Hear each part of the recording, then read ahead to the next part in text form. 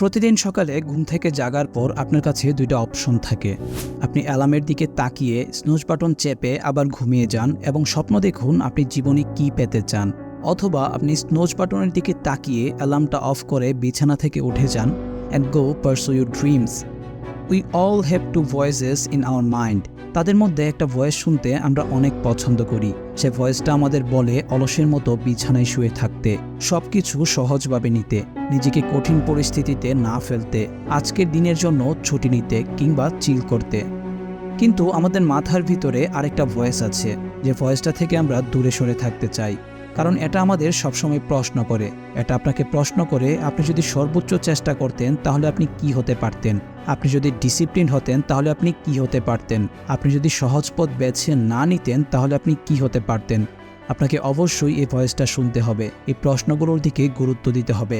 That voice is the beast inside you trying to make its way out. যখন আপনি কোনো কিছু পেতে চান তখন আপনি নিশ্চয়ই আশা করেন না সেটা নিজে নিজে আপনার হাতে চলে আসবে। জীবন আপনাকে কোনো কিছুই বিনামূল্যে দেবে না।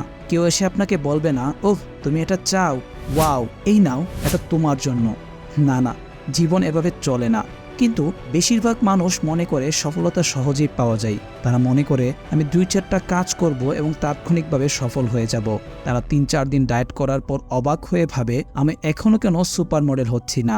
তারা কয়েকবার হাত পা নাড়াচাড়া করে, 2-4টা মিটিং করে, 5টা ইমেল পাঠিয়ে অবাক হয়ে যায় এবং ভাবে আমি এখনও কেন $1 মিলিয়ন কোম্পানি চালাচ্ছি না। এর কারণ হচ্ছে they don't get what it's really takes. Discipline হচ্ছে প্রতিটা কাজ পারফেক্টলি করার চেষ্টা করা, কোনো কিছু করার ইচ্ছা না থাকা সত্ত্বেও সেটা করা। জিমের সময় বিছানায় শুয়ে থাকতে ইচ্ছা করলেও জিমে চলে যাওয়া। বন্ধুদের সাথে পার্টি করার সময় এক্সামের কথা মনে করে স্টাডি করা। আমি জানি আপনি এগুলো করতে পছন্দ করছেন না। It might be the last things in the world you want to do right নাও।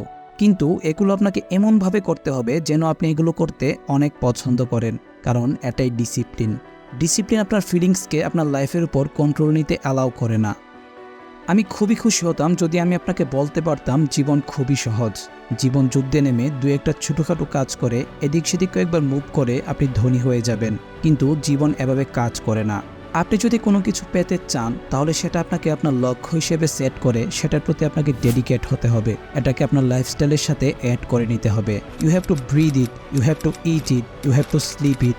আপনি সেই জিনিসটা এত প্রবলভাবে চাইতে থাকবেন যে আপনার আশেপাশের মানুষ মনে করবে আপনি পাগল হয়ে গেছেন। বন্ধুদের সাথে খেলতে যাওয়া, আড্ডা দেওয়া কিংবা পার্টি করার চেয়ে আপনি আপনার লক্ষ্যে পৌঁছাতে বেশি কাজ করবেন।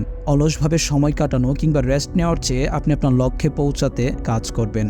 সাময়িক আনন্দ, শান্তি কিংবা তৃপ্তির চেয়ে আপনি আপনার লক্ষ্যে পৌঁছাতে বেশি মনোযোগী হবেন। You gotta want it more than any of the short-term gratification that tempt you to take the easy way. There is no easy way. There is only the way. The way is the way of discipline, dedication and hard work. আপনাকে যদি কেউ balanced হতে বলে তাহলে তাদের কথা শুনবেন না। এভারেজ লোকজন কোনো কিছুর প্রতি নিজেকে কয়েকদিনের বেশি ডেডিকেটেড রাখতে পারে না।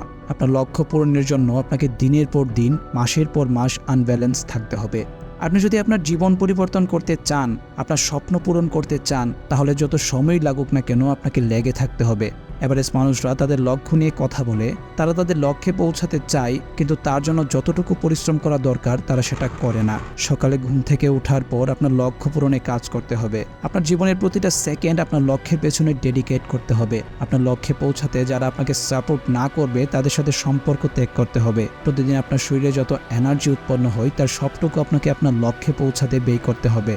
When you push yourself to that level of obsession, when everyone thinks you are insane, you are psycho, you are losing your mind, you are at that exact level of what it will take to become the best.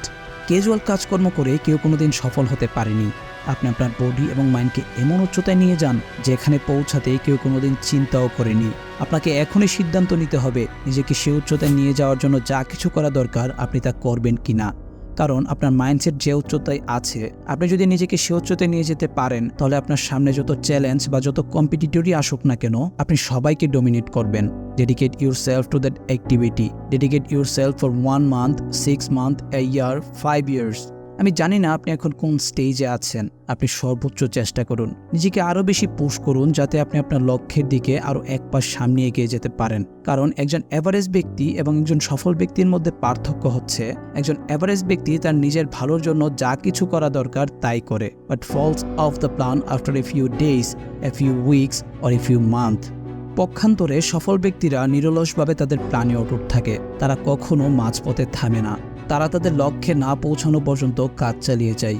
আদিমকাল থেকে চলে আসা সকল মানসিক বাধা ভেঙে তারা সামনে এগিয়ে যায়। তারা কোনো কিছু পেতে চাইলে কখনো হাল ছেড়ে দেয় না।